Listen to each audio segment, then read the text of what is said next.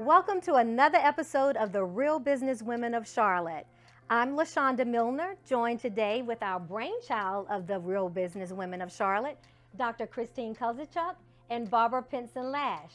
And we are honored today to have in our presence the Director of the Latin American Chamber of Commerce, Ms. Rocio Gonzalez. Welcome.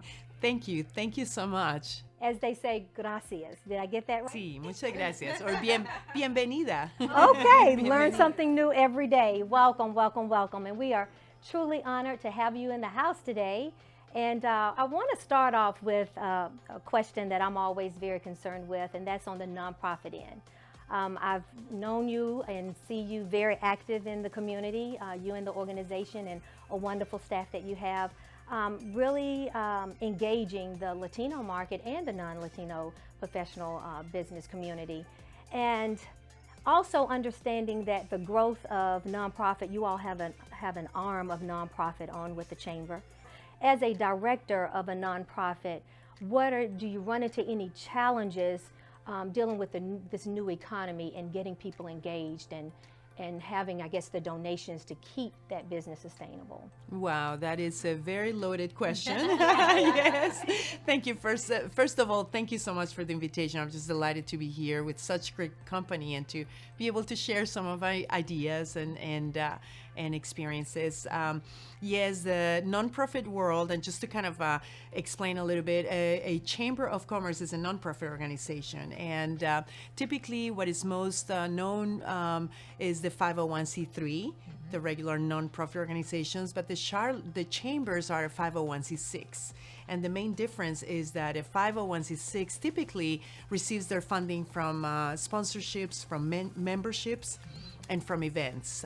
So that makes it quite different from a regular foundation 501c3, where they typically receive their funding from grants, federal grants or foundation grants. So that's kind of like the difference between the 501c6 and the 501c3. Both run like businesses. Sometimes people think that foundations are non-funds, and that's not true. You need funds to run a foundation.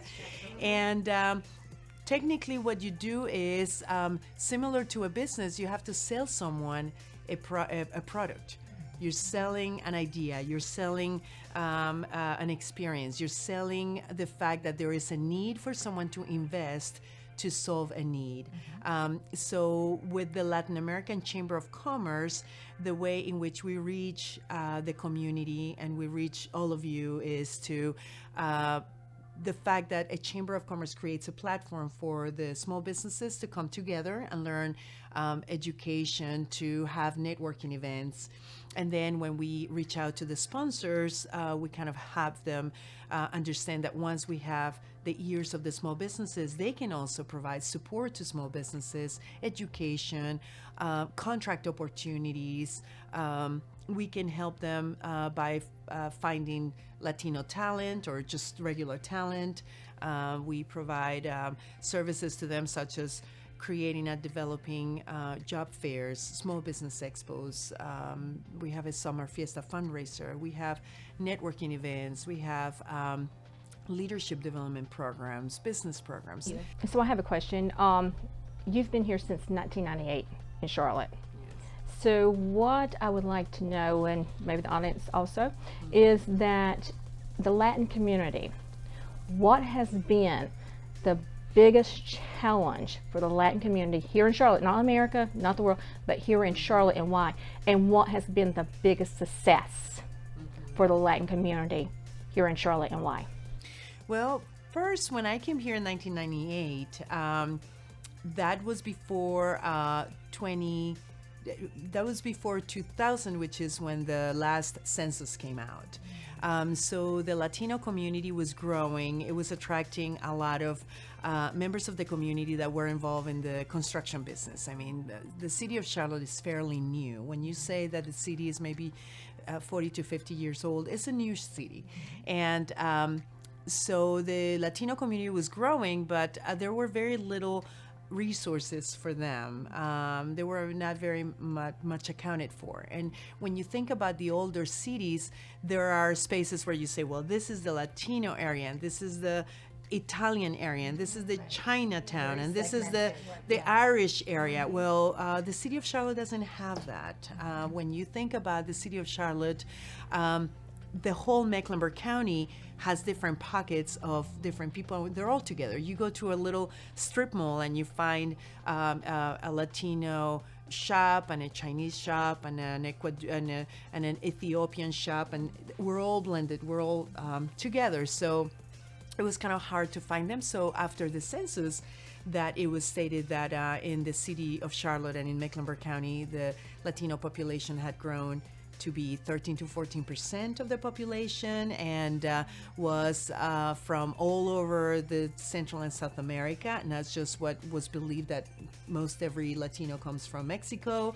That pretty much opened the eyes of everybody, of all of the corporations, all of the investors, all of the whole economic and the whole business community really paid attention. That it was like, oh wow, there is an untapped market out there, that untapped market in regards to, we need to support those customers and consumers. We also need to support our customers and consumers by providing the service in the language that they would like to provide. So that created a lot of opportunities and opened a lot of doors for the community to be employed, for the community to open businesses, for the small businesses to grow and provide services to the corporations. Your question about what has been the biggest challenge is sometimes still the hesitance from a community to see the diversity and remember that with diversity, we ought to have inclusion. So these two words put together, diversity and inclusion, I don't know, to me sometimes it sounds like it's like, oh, marketing and advertisement. You know, it's just like a little bit of marketing and advertisement. No, excuse me, it's diversity and inclusion. You can have diversity. If there is not inclusion, we will not work together. We will not play together. We will not understand each other. We will not produce and support one another. So I want to kind of build off of your question, Christine, because I saw an article in Forbes that said Latin-owned businesses, the average revenue grew by over 46% between 2018 and 2019. And I know that you guys offer so many different programs, and the reviews, the testimonials always talk about access. They talk about networking, but they also talk about access and exposure. So how, kind of name for us your favorite program that you offer at the Chamber that you find really helps our local Latinos be a part of that revenue springboard. Thank you so much. Yes, that's a very positive. It's positive information that you say that the revenue has grown. The tail end of that information is that unfortunately it has grown, but it's not even close to what a regular small business revenue is. So, for example, the definition of small business according to the federal government is a company that is closing less than 5 million in revenue a year. That to us is huge. I mean, you're talking about someone that already has 20 to 30 employees. I mean, from the Latino point of view, or from the small business point of view, a company that is already closing 5 million and has 20 to 25 employees, for us is a corporation. It's like, oh wow, I would dream to be that big. So we are ensuring that whenever we meet those needs, that we're really looking at the not small business but the micro business, that business that has from the 1 to 5 employees. When you have 1 to 5 employees, your revenue could be maybe $300,000-$500,000 a year, but you still need to grow. You still need to break that $1 million mark. You still need to be sustainable and have a legacy for your family. So some of the programs that we provide, what it is that it depends on where every business is, what type of need they have. So if you're a startup, we have programs to help you understand your business plan. Because as a business owner, you kind of need to know what are the different facets of a business. If you're already sort of an established business, but you see that you're sort of plateauing and you need to figure out how to move ahead or how to change, where's the pivot point?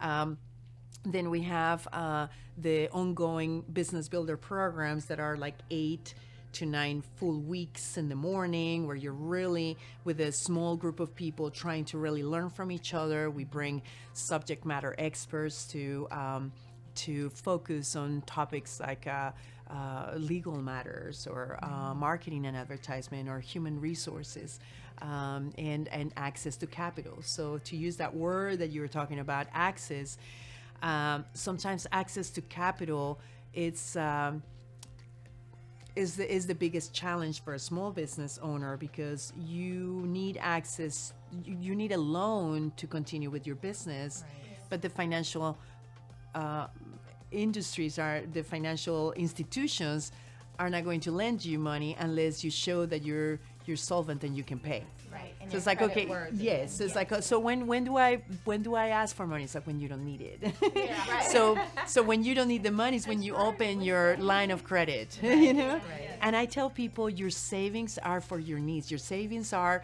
to spend when you broke a tooth, when you have a flat tire, when you have a leak in your roof. That's what your savings are all about, are for, not for your business. You know, I'm a collaborator, so it doesn't matter, you know, who you are. If we can fit, if we're a good fit and we can grow together, that's my interest. And so my question is, what challenges have you found working again with the Latino and the non-Latino community business owners? What challenges are you hearing in some of these workshops or networking events of the two collaborating, which also helps with growth, right? You know, you can look bigger and be bigger when you have someone else beside you. So are you hearing some ongoing challenges with bringing the two communities together as business owners? Yes, and I would say that that is very typical of anything. And in the world, I would say that my point of view, one of the barriers of collaboration is having trust. I would say is building trust, because even if you have two siblings in a business, sometimes they cannot collaborate because one doesn't trust the other, or because that one doesn't fulfill the job of the other, or because the other one doesn't have the ethics that the ethics that they have to have, or when there are two people joining to do something and one person is not quite fulfilling their mission and is part of the vision, that's when things fall apart. So when you have a small business company open from an entrepreneur that has poured this love of this business into it, it's very difficult for them to share and to kind of put all their hard labor in the hands of others. So at what point do you let that go to understand that we are not all the same and we cannot be all the same? What is your biggest concern for the Latino community, not just here in the city of Charlotte, but the whole nation? What is your biggest concern right now? My biggest concern is the divide that we have in regards to what I was just saying before, of not understanding that we are all different, and being different is good. Yes. Being different is normal. Yes. Being different is normal. Yes. We're all different. We're all different. I mean, when you say Americans, how can one person identify Americans? Yes. I mean, when you say, show me an American, who would you, from a group of 100 people with different looks and different appearances, different exterior appearances, who would you say that's an American? Absolutely.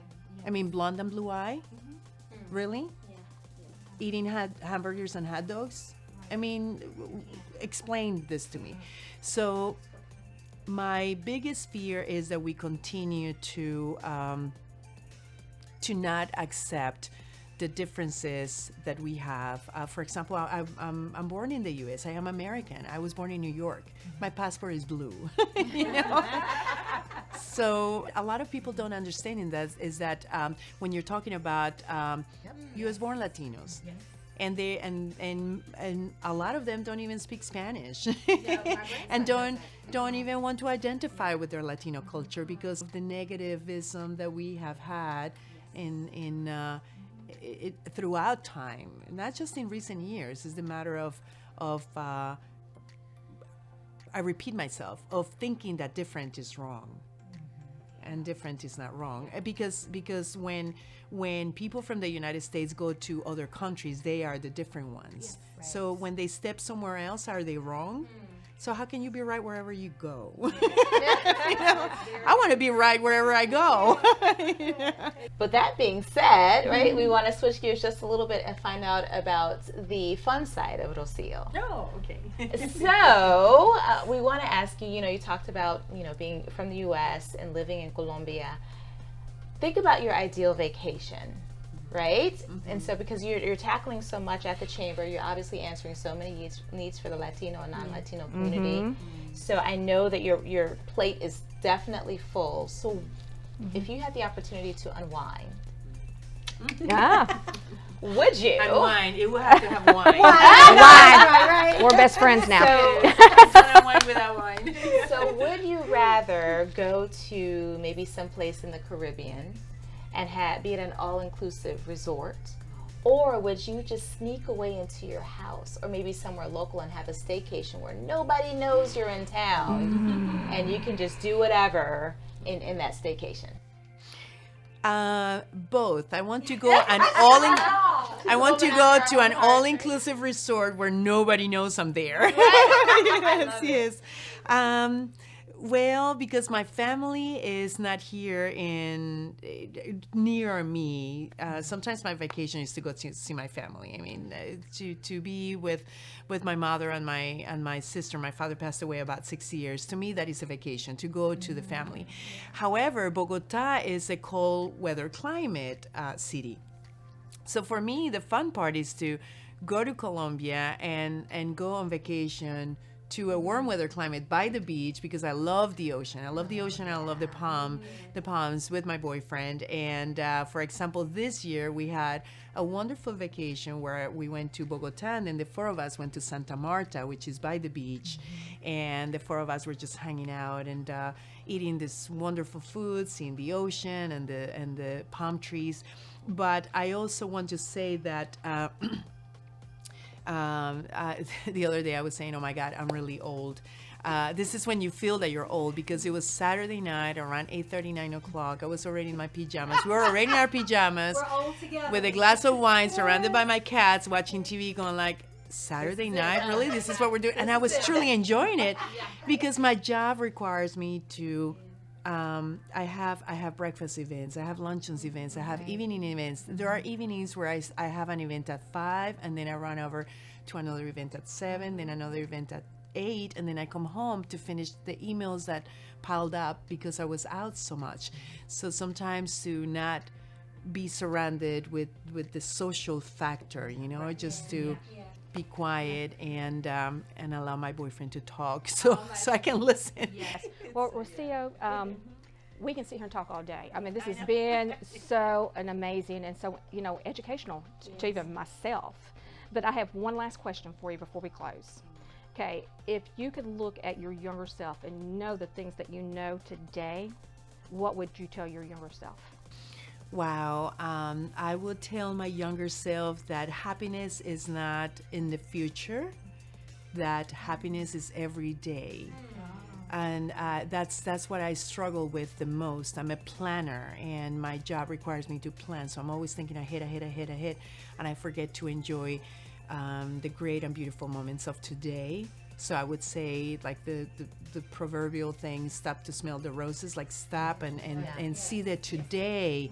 Enjoy the today, so that you feel the happiness that you have today, and figure out that all these little bits of happiness create happiness as a whole. I love that. I absolutely love it.